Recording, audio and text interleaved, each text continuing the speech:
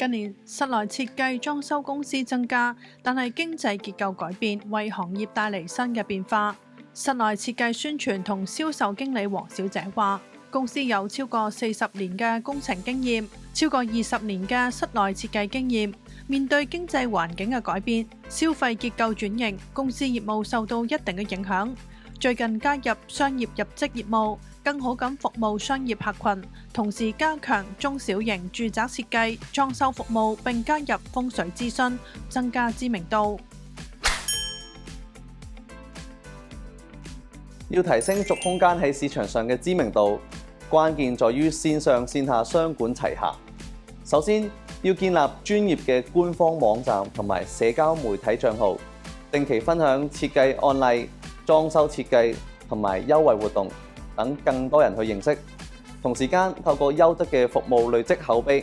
鼓勵滿意客戶推薦新客戶，甚至可以設計推薦獎勵機制，等老客戶更願意幫你哋去宣傳。此外，參加行業嘅展覽、設計講座等活動呢，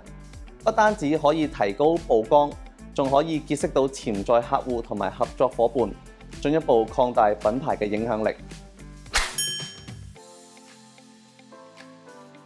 控制成本同埋提高利潤需要多管齊下，優化設計施工流程，減少浪費，爭取供應商提供更優惠價格，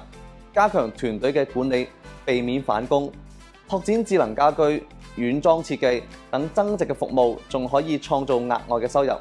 此外，除咗優化流程同埋控制材料成本之外，靈活運用金融工具都係中小企常見同埋有效嘅經營策略。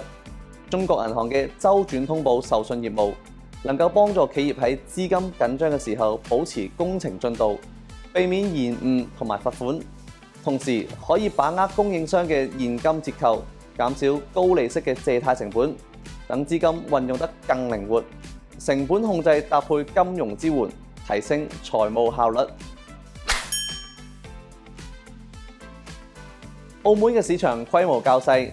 但正因為咁樣，本地嘅裝修公司更加可以提供貼身嘅服務，呢個係內地競爭對手難以比擬嘅優勢。軸空間可以強調快速響應、面對面嘅溝通，等客戶感受到更個性化嘅服務體驗。此外，展示過往嘅本地成功案例，等客戶親眼見證施工品質同埋設計水準。